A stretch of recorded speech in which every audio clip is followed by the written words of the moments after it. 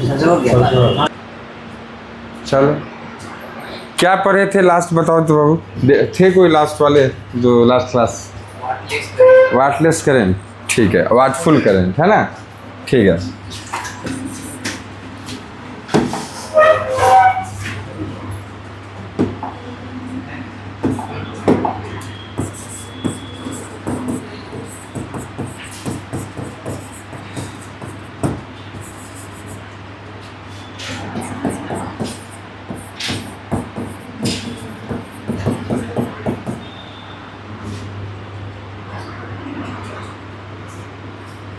होगा शायद।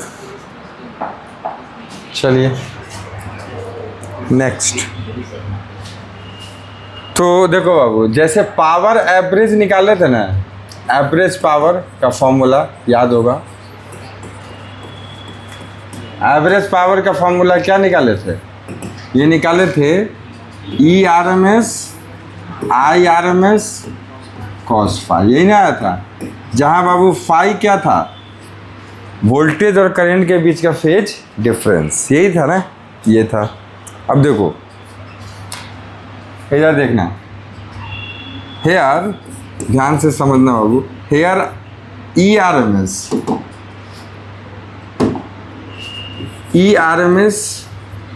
IRMS, ठीक है। इन दोनों का मल्टीप्लिकेशन क्या कहलाता है? तो ध्यान से देखो, इसके 3 नाम से हम जानते हैं, ठीक है। एपरेंट पावर भी कहते हैं, आपको वर्चुअल पावर कहते हैं, इसको वर्चुअल पावर, ठीक है। और आप इसको RMS पावर भी कह सकते हो, कुछ बुक लिखता है। और इफेक्टिव पावर भी इसी को कहते हैं, ठीक है। कितना नाम बताओ? कुछ बुक आपको इसको एपरेंट पावर भी बोलता है, ठीक है। तो मैंने आपको सारा नाम बता दिया, जिस नाम से आपको पूछे आपको याद रहना चाहिए। इन दोनों के प्रोडक्ट को सिर्फ, इसको cos फाई साथ में ना हो तो, ठीक है, इसको कहते हैं। और इसमें cos फाई को कहते हैं बाबू, ध्यान रखना, cos फाई को बोलते हैं पावर फैक्टर। क्या बोलते हैं? Power factor. तो कोई पूछे कि पावर फैक्टर क्या है, तो याद रखना, एवरेज पावर का जो फॉर्मूला है ना, इसमें बाबू आपका cos फाई क्या है? पावर फैक्टर, याद रखना बेटा, ठीक है। तो लिखिए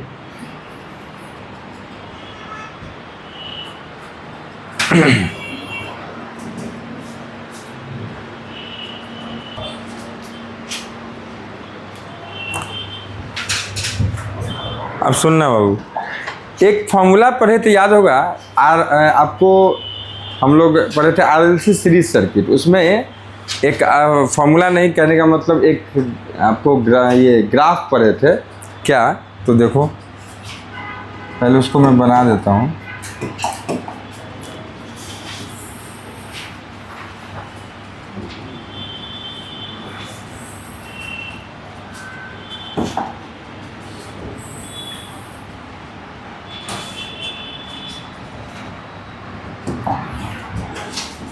X, इस पे Y, इस पे क्या रखे थे?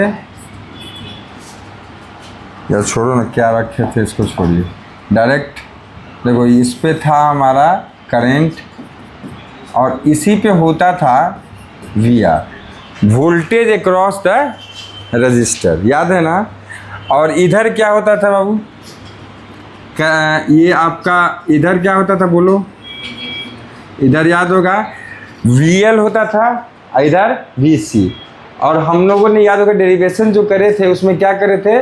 VL माइनस VC, ये नेट इधर बचा था, ठीक है ना। तो ये था हमारा VL, मैं लिख देता हूँ उसको, VL, ये था आपका VC, ठीक है, VC। इन दोनों का जो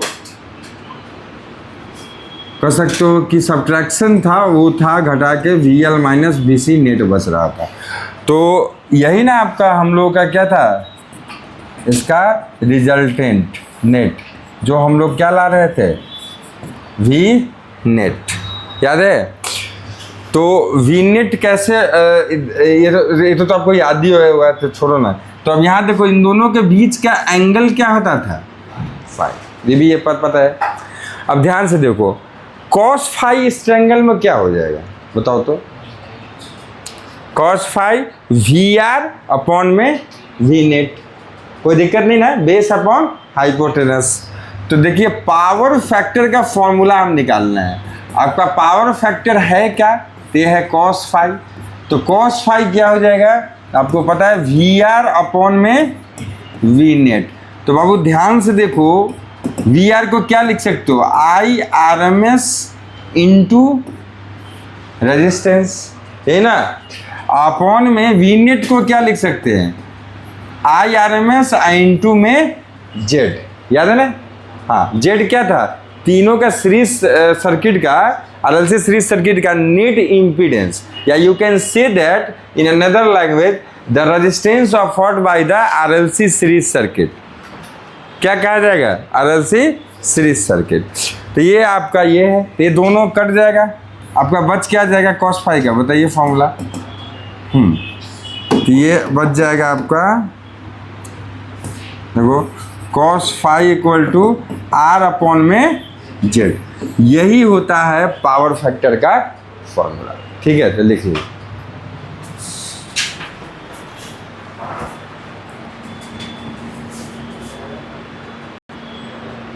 तो देखिए नेक्स्ट हमारा क्या है, तो यहाँ से नेक्स्ट है एसी जनरेटर। क्या है, एसी जनरेटर। हेडिंग डालिए एसी जनरेटर। तो देखो बाबू एक्चुअली में ये क्या है, ये मैकेनिकल एनर्जी को इलेक्ट्रिकल एनर्जी में कन्वर्ट करता है। ठीक है, तो लिखिए, तो लिखिए, तो लिखिए an electrical device, an electrical device which converts, an electrical device which converts mechanical energy into the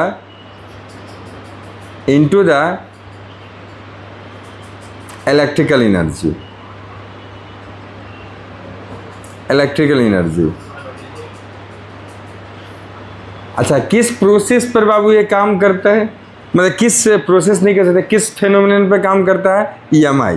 किस पे काम करता है, ईएमआई, इलेक्ट्रोमैग्नेटिक इंडक्शन। बेटा याद होगा पूरी चैप्टर बहुत अच्छे से मैंने डील करी थी आपको। क्या वो चैप्टर यही था कि उसमें अगर किसी भी एरिया से लिंक्ड जो फ्लक्स होता है, एसोसिएटेड जो फ्लक्स होता है, उसमें अगर किसी तरीके से टाइम के साथ आप क्या करते हो, चेंज करते हो,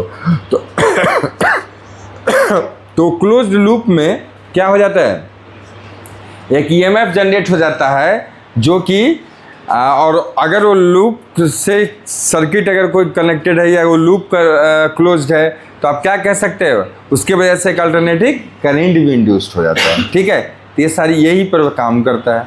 इसी चीज़ को कह सकते हो कि इस प्रिंसिपल को फॉलो करके दुनिया का सबसे बड़ा एक प्रोडक्ट बनाया गया, अल्टरनेटिंग करंट। समझ में आ रहा है, तो लिखिए तो बाबू प्रिंसिपल लिखिए जिस पे काम करता है। इसके अंदर हेडिंग हो गया, इसका डेफिनेशन लिख लिए, प्रिंसिपल सिद्धांत। तो लिखिए it works on the electromagnetic induction process. It works on the electromagnetic induction process. ठीक है, अब देखिए इसमें बाबू क्या क्या होता है, मतलब इसकी बनावट क्या क्या होती है, कंस्ट्रक्शन। तो देखो इधर, तो अब अगली हेडिंग डाल लीजिए कंस्ट्रक्शन, बनावट।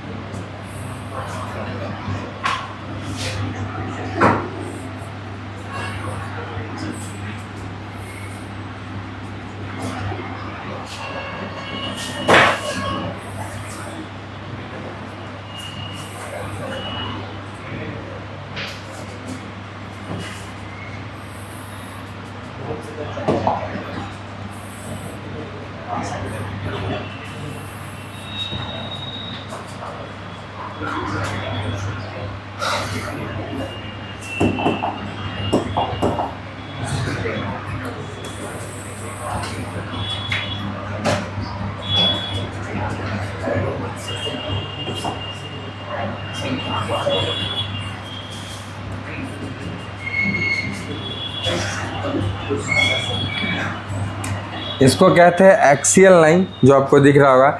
एक है नॉर्थ पोल होता है और एक साउथ पोल होता है। इसके बीच आपको पता है बहुत ही ज़्यादा अच्छा यूनिफॉर्म मैग्नेटिक फील्ड होगा, स्ट्रॉन्ग, ठीक है। इसके अंदर एक क्लोज कह सकते हो लूप जो हमने रखा है, जिसको आर्मेचर बोलते हैं। इसको क्या बोलते हैं? आर्मेचर, ठीक है। तो मैं लिख देता हूँ, आर्मेचर कहते हैं, ठीक है।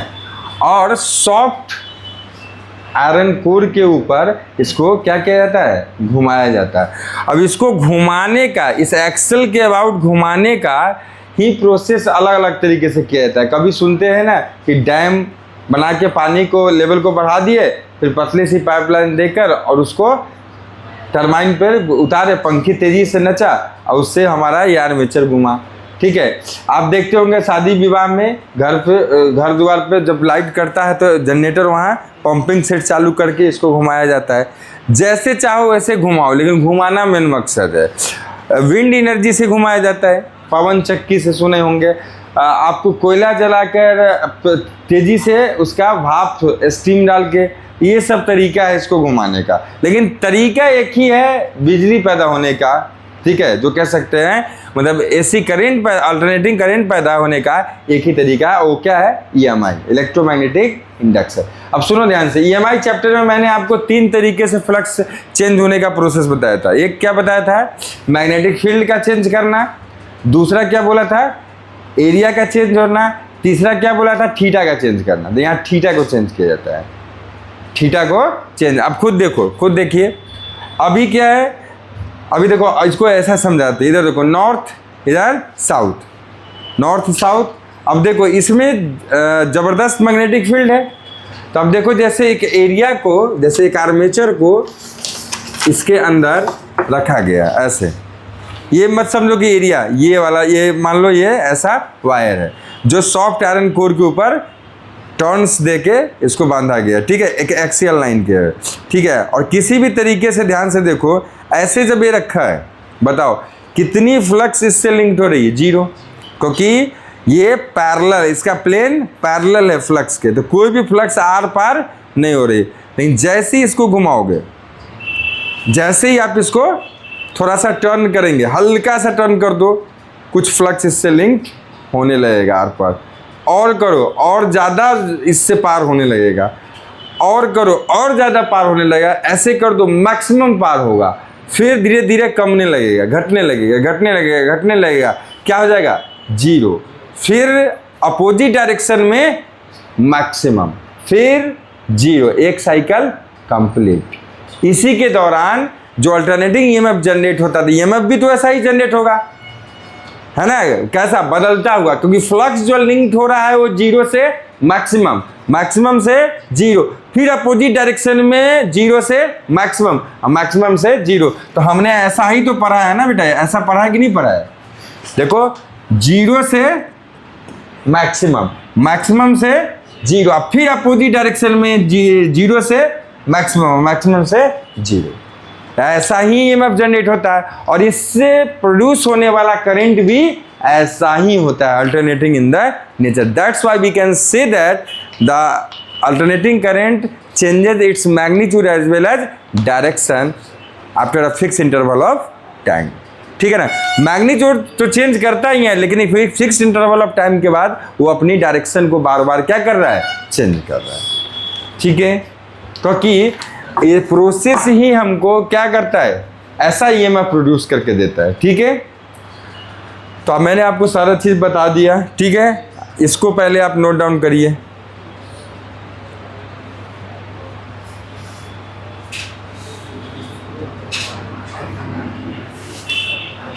अच्छा पहले तो कर लेना, इधर देखो तो बाबू, इसी चीज़ को ध्यान से देखिए। इस चीज़ को अगर आप क्या करो, एक्सटर्नल एक सर्किट से जोड़ दीजिए। क्या लगता है, इसको घुमाओगे, इसको आप एक्सेल के अबाउट घुमाओगे, ये एक्सेल है, एक्सेल है। ठीक है, इसके अबाउट अगर आप घुमाएंगे तो क्या लगता है आपको, यहाँ पर वायर नहीं उलझ जाएगा, घूम पाएगा क्या, नहीं घूम पाएगा। इसीलिए ऐसा इसको नहीं बनाया जाता है, इसको कुछ अलग बनाया जाता है। देखो कैसा,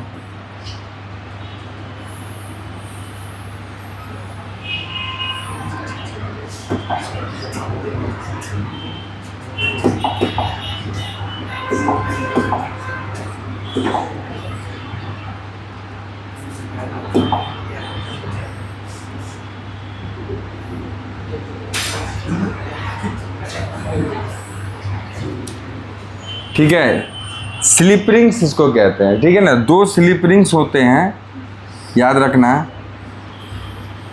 कुछ इस तरह का, और ये एक्सेल के जुड़े होते हैं। और इसमें आपको कह सकते हैं कि एक कुछ इस प्रकार का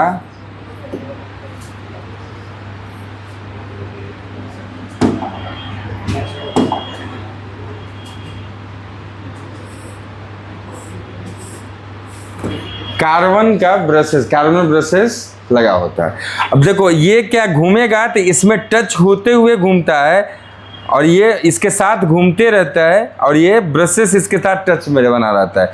ये इसके साथ घूमते रहता है एक्सेल के अबाउट, और ये ब्रश टच में हमेशा बना रहता है। समझ में आ रहा है? और ब्रशेस से, कार्बन ब्रशेस से आप एक्सटर्नल सर्किट को जोड़ दो, जिसको जैसे ही घर की वायरिंग को जोड़ना है, जोड़ देंगे। समझ में आ रहा है? इस तरीके से आपको जब भी ईएमएफ इंड्यूस्ड होगा और जैसे ही सर्किट को जोड़ा जाता है तो इसमें क्या बहना शुरू हो जाता है, अल्टरनेटिंग करंट। समझ आया? उस ईएमएफ, प्रोड्यूस्ड ईएमएफ की वजह से। ठीक है, तो इसमें देखो ये दोनों क्या क्या मेन चीज़ें, पार्ट्स इसका क्या है। तो पहला है north and south poles magnet का। ठीक है, दूसरा क्या है, तो आर्मेचर, आपका आर्मेचर। तीसरा क्या है, स्लिप रिंग्स, स्लिप रिंग्स। और चौथा क्या है, तो कार्बन ब्रशेस। बस इतना ही मेन है पार्ट जिससे ये बना हुआ है। ठीक है, तो कंस्ट्रक्शन में डायग्राम बनाएं और इसको लिखें।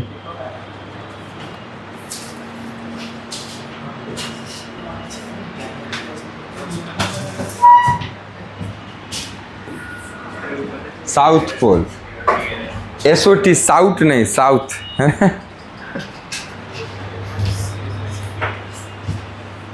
हो गया, चलिए हटाए। अब मेन है इसका क्या बाबू, वर्किंग। तो लिखिए हेडिंग, वर्किंग। वर्किंग देख लो,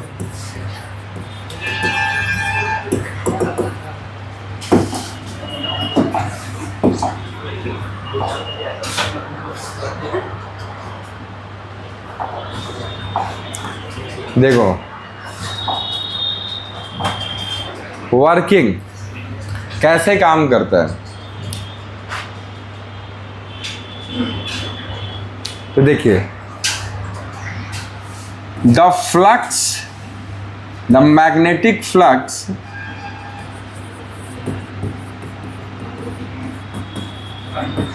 linked at any time कितना होता है? फॉर्मूला बोलो तो बाबू प्लीज, बात नहीं वो क्या फॉर्मूला होगा बताओ। B dot A, B dot A,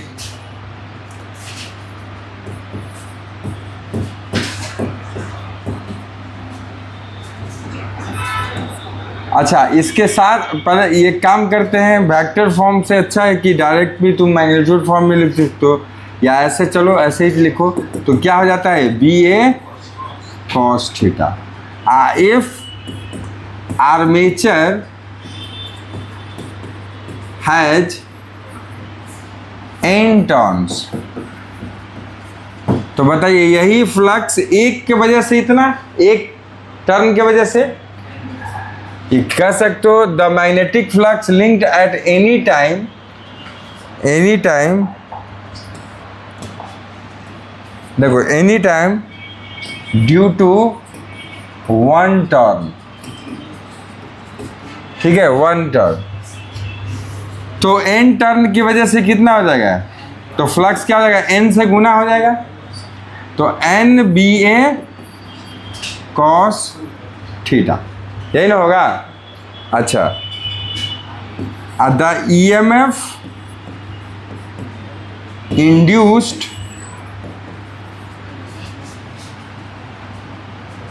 in the armature, कितना इंड्यूस्ड हो जाएगा ई एम एफ बताओ, फॉर्मूला क्या होता है, बोलो बोलो, minus D phi by D T, यही ना होता है बेटा। तो देखो E इक्वल टू, याद होगा EMI चैप्टर से पढ़े हुए हैं, तो यहाँ पर क्या क्या कांस्टेंट है, माइनस को बाहर ले लो, n है, b है, a है, सब कुछ तो कांस्टेंट है। आपका इंटीग्रेशन किसके रेस्पेक्ट में हो जाएगा, d cos थीटा अपॉन में dt। चलो इसको मान लेते हैं इक्वेशन फर्स्ट, देखते चलिए, ठीक है। अभी देखो मैं लिखने का मौका दूंगा। अब देखो जब इक्वेशन फर्स्ट क्यों माने सर, तो देखो as we know that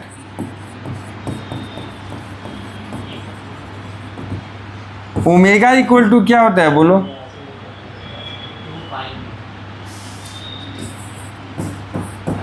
theta upon में टी, तो थीटा इक्वल टू क्या हो जाएगा, omega into T. Put the value of theta in equation first, कर दो, पुट करो। चलो इक्वेशन वन भी तुम देख ही लो पहले क्या था, कहाँ है, यहाँ है ना। इसके हिसाब से क्या हो जाएगा, E M F equal to minus of N B A D cos omega T upon में डी टी, यही ना हो जाएगा।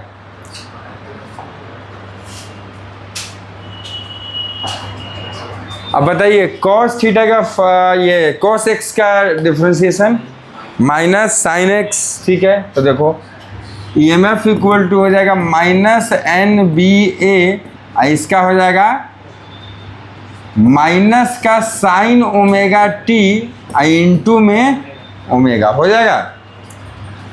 तो बेटा माइनस माइनस प्लस, आपका ओमेगा को आगे ले जाइए, एन ओमेगा बी ए साइन ओमेगा टी।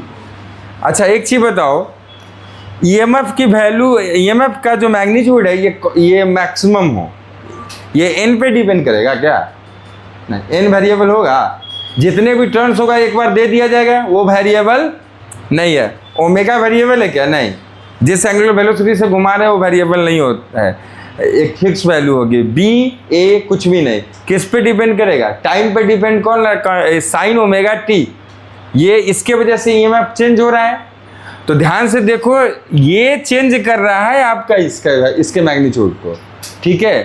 तो आप इसका अगर मैक्सिमम वैल्यू हो जाए तो उस समय इसका भी मैक्सिमम वैल्यू हो जाएगा। इसका मैक्सिमम वैल्यू क्या होता है 1, -1 से 1 तक तो 1 हो जाएगा।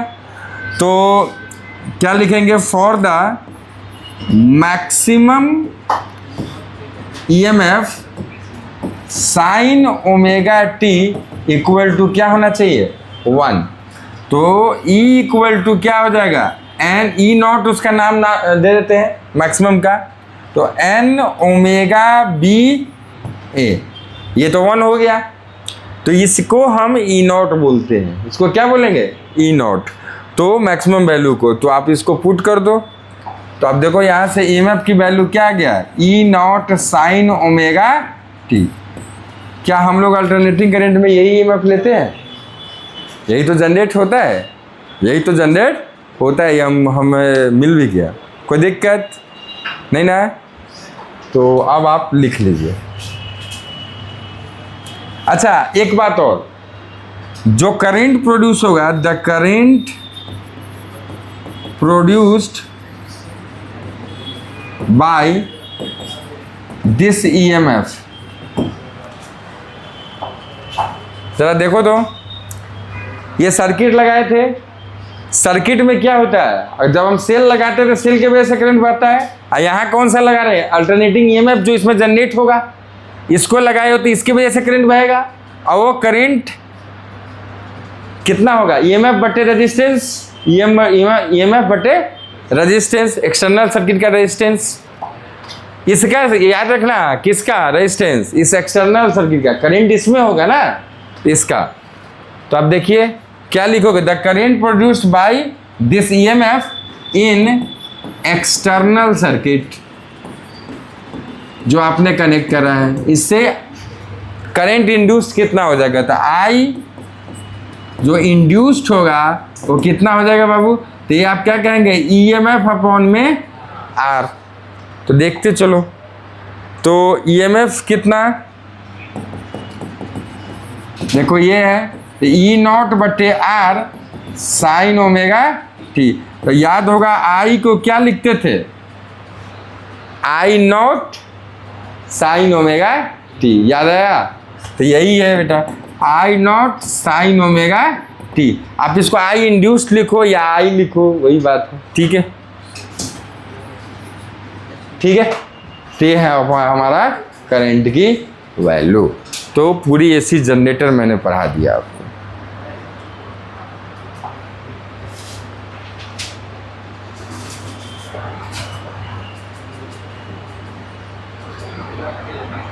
यहाँ से वर्किंग आप लिखिए एक एक करके।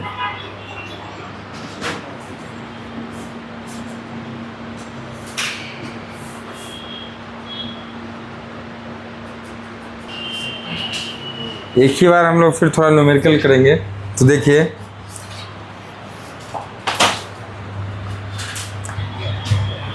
अगली हेडिंग है बेटा तुम्हारा ट्रांसफॉर्मर।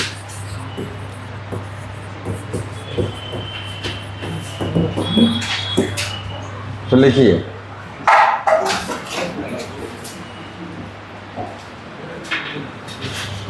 देखिए एक ऐसा, ध्यान से समझो बाबू, ये क्या है, कौन सा डिवाइस है, एक ऐसा डिवाइस जो कैपेबल होता है अल्टरनेटिंग EMF को, मतलब वोल्टेज को क्या करने के लिए, चेंज करने के लिए।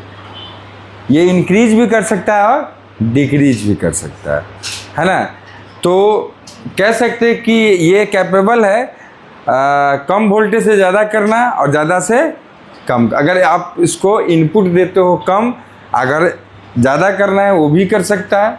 अलग अलग प्रकार, ये दोनों प्रकार के ट्रांसफार्मर आते हैं। इसी के अकॉर्डिंग ट्रांसफार्मर का 2 टाइप है, 2 प्रकार के होते हैं, step up and step down. आपको नाम से ही क्लियर है, स्टेप अप होगा तो वोल्टेज बढ़ाएगा, स्टेप डाउन होगा तो वोल्टेज घटाएगा, ऑब्वियस सी बात है। तो लिखिए, an electrical device which is capable to change the alternating voltage which is capable to change the alternating voltage. ठीक है,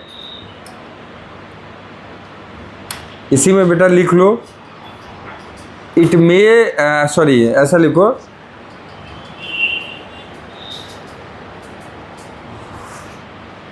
बाय द, इसी में लिखो by the help of transformer, by the help of transformer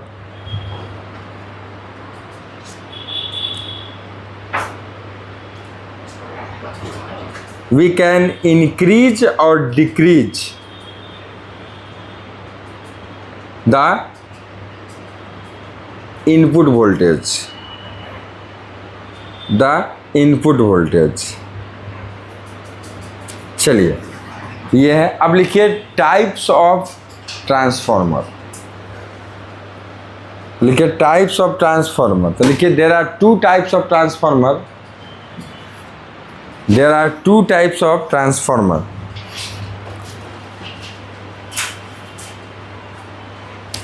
पहला step up transformer, step up transformer,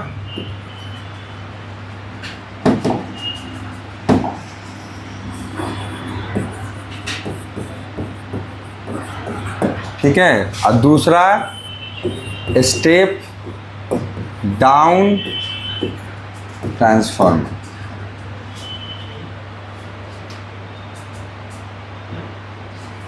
ठीक है, अब खुद सोचो, इनपुट इंड का वोल्टेज इसमें क्या रहेगा, कम, आउटपुट का क्या रहेगा, ज़्यादा।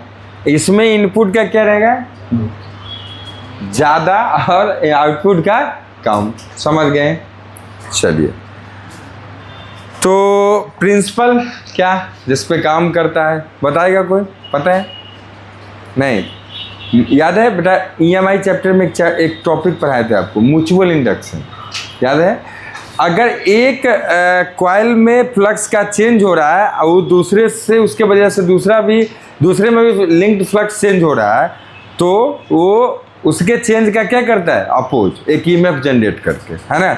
इस प्रोसेस को हम कहते हैं म्यूचुअल इंडक्शन। तो म्यूचुअल इंडक्शन प्रोसेस को ये सिद्धांत मान के इसको बनाया गया है। तो लिखिए प्रिंसिपल, प्रिंसिपल जिस पे ये काम करता है। तो लिखिए transformer works on the principle mutual induction. Transformer works on the principle mutual induction, mutual induction. ठीक है, अब बारी आती है कि वर्किंग कैसे करता है। तो हेडिंग डालो वर्किंग। अच्छा, कंस्ट्रक्शन भी देख रहे हैं क्या? अब थोड़ा कंस्ट्रक्शन भी लिख लो, बनावट कैसा है, कंस्ट्रक्शन लिख लीजिए। तो देखो बाबू, कंस्ट्रक्शन कुछ इस प्रकार का है, इसका देखना।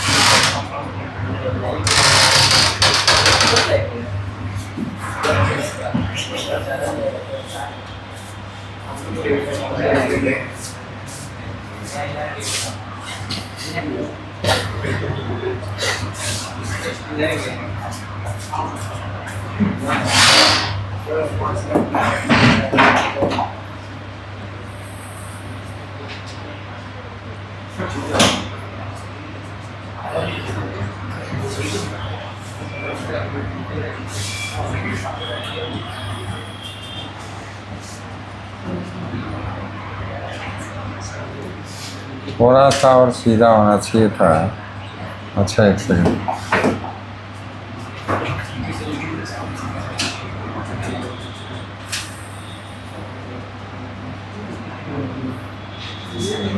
थोड़ा सा ही पतला हो गया, लेकिन चलो दिख रहा है।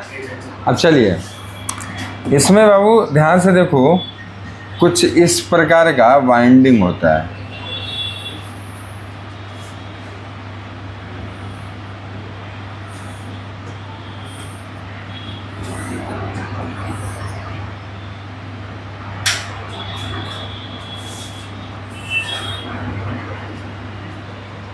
ठीक है,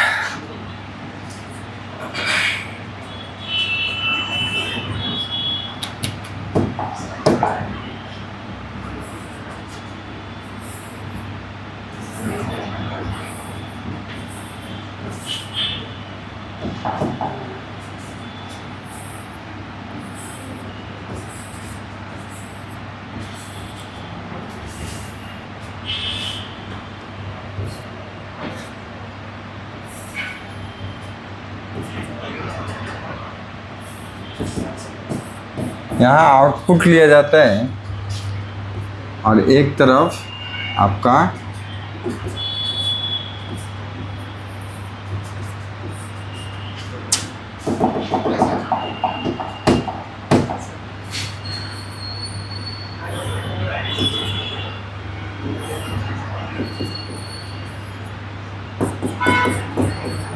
ठीक है। ये किसका एग्जाम्पल है? तो कुछ स्टेप अप ट्रांसफार्मर का है। ठीक है, इसमें देख सकते हैं इनपुट एंड पे कम वाइंडिंग है, आउटपुट एंड पे ज़्यादा वाइंडिंग है ना। इसलिए इसको example, you can say that example of the step up transformer. Step down होता है तो यहाँ ज़्यादा वाइंडिंग करते हैं, यहाँ कम करते, फर्क नहीं है। इसको कहते हैं कोर ऑफ द ट्रांसफार्मर, जो कि आपको सॉफ्ट आयरन का बनाया जाता है। ठीक है, ताकि कम से कम आपका क्या चीज़ हो, तो लॉस, एनर्जी लॉस सबसे बहुत ज़्यादा कम हो। ठीक है,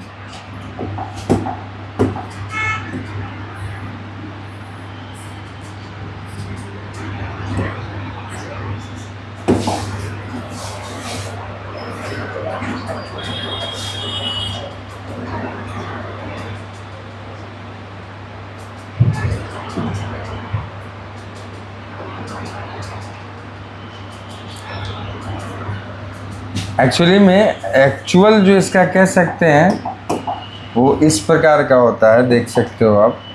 देखो ऐसा,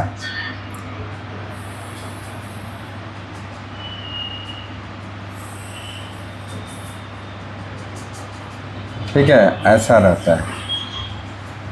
आपने कहीं अगर डायग्राम देखा होगा तो देखा होगा कुछ इस तरह से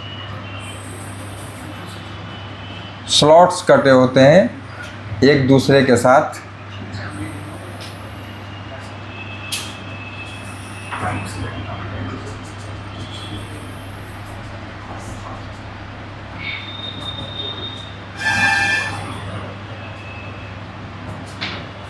एकदम परफेक्ट मैंने आपको इसका डायग्राम दिया है।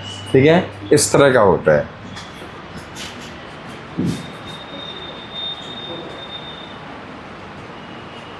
ये देखो इधर सीट्स जो है बना के एक साथ अरेंज करके कोर को बनाया जाता है। ठीक है, ताकि आपका एनर्जी लॉस कम हो। अब एनर्जी लॉस जब पढ़ाएंगे तो आपको बताएंगे कि कौन कौन एनर्जी लॉस हो। हिस्टेरेसिस लॉस होता है, आपको कॉपर लॉस होता है, बहुत तरह का है, वो बताएंगे आपको। तो इधर देखो ट्रांसफार्मर का मेन जो था ये हम लोगों ने देख लिया है कंस्ट्रक्शन। अब इसका वर्किंग देखेंगे, ये देखेंगे कल। ठीक है, और एक और बात, इसका अब ये लगभग ये टॉपिक ख़त्म ही है, हाफ बचा हुआ है। ठीक है, बहुत जल्द ख़त्म हो जाएगा। इसके बाद कुछ नहीं बचता, ये चैप्टर हो गया ख़त्म। कुछ न्यूमेरिकल्स हम लोग कल ही देखेंगे इस चैप्टर का। ठीक है, और देन हम लोग हो सके तो कल ही चालू कर लेंगे electromagnetic wave. Okay, thank you.